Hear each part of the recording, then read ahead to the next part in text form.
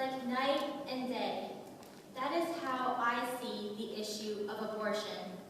There is no question about it. Abortion is murder. Murder is wrong. Therefore, abortion is wrong. After all, what can possibly justify murder? In my eyes, it is so straightforward. However, I realize that such is not the case for everyone. For many people, there are gray areas, and to them, the issue is highly complicated. There's nothing wrong with admitting the complexity of an issue. I agree that there are challenges when it comes to unexpected or unwanted pregnancies.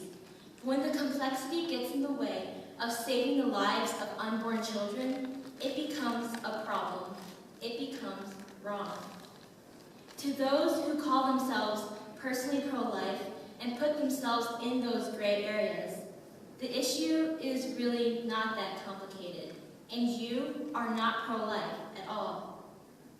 What does it mean to be personally pro-life?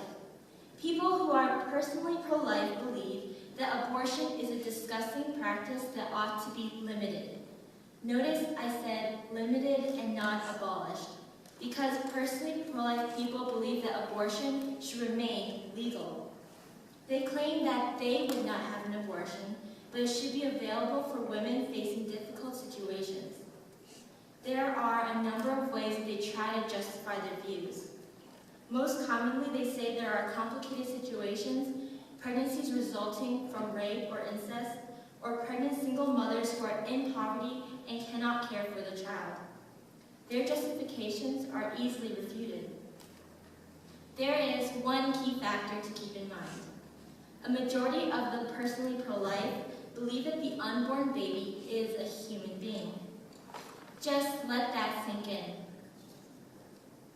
They accept that the baby is a human being, not just a fetus, and many would even go further to say that the child is a human being at conception, and yet they still think abortion should be legal. This is illogical and a little disturbing. On January 23, 2013, an article was published entitled, "So What If Abortion Ends Life?" Underneath the headline were the words, "I believe that life starts at conception, and it's never stopped me from being pro-choice." The author of this article, and many others, assert that the murder of a human being is justified by difficult circumstances. Their argument is duplicitous and barbaric. It indicates that despite what they say, they don't fully accept that the unborn child in the womb is in fact a human being. Ray Comfort, in the movie 180, quickly gets to the heart of the matter with a simple statement. Fill in the blank. It's okay to kill a baby in the womb when Alicia, one of the women in the video, tried to find an answer until she eventually stopped and said, "You know what? I can't think of one." The main flaw with being personally pro-life is that they ignore the fact that the baby, the human being inside the womb, has just as much right to live as you or me. I know it is simple and even cliche to say so, but it's a truth that so many try to gloss over. Looking at an unexpected pregnancy, fully realizing there's a human being inside the woman makes the decision clear and straightforward, but not necessarily easier. It is always darkest just before the dawn, but the light of a new life shines brighter, like night and day. Abortion doesn't solve any problems. Let's be real here and replace the word abortion with what it really is, murder. Murder never solves any problems. If a woman was a victim to the terrible crime of rape, telling her to murder her child does not solve anything. Yes, I understand she could potentially have a hard time living with a child whose father hurt and scarred her so deeply, but murder doesn't fix that. Murder would only scar her further. What the woman needs is loving care from her family and maybe even another family to adopt her child, but not murder.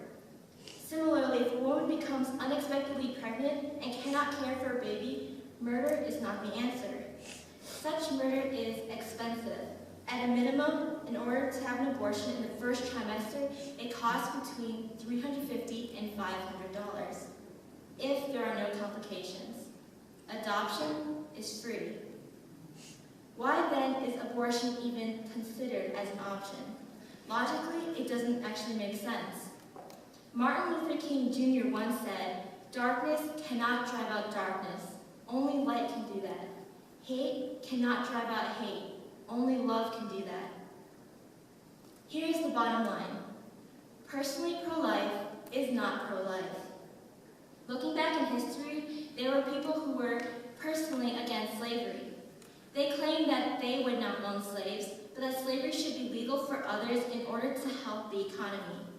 If slavery were abolished, the economy would suffer greatly. We quickly understand that the views were wrong, and yet we repeat ourselves today. Our nation is filled to the brim with the personally pro-life, people who may as well be pro-choice, because there's very little difference in what they believe. I'm addressing a crowd of whom I assume are, in the majority, pro-life, and yet I cannot assume that among you today there are not people who are personally pro-life, and you, in turn, cannot assume that you do not have friends or family who are personally pro-life as well. It is our duty to challenge the personally pro-life to become purely pro-life. Like night and day. That is how straightforward abortion should be. Not because we care about the child more than the mother, or because we want the mother to go through any more pain, but because we fully realize the fact that abortion does not solve any problems. It never has, and it never will. Murder does not solve any problems. It never has, and it never will. Let us not create or accept the gray areas of the personally pro-life. There are really only two types of people in this world, pro-murder or pro-life, night and day. Thank you.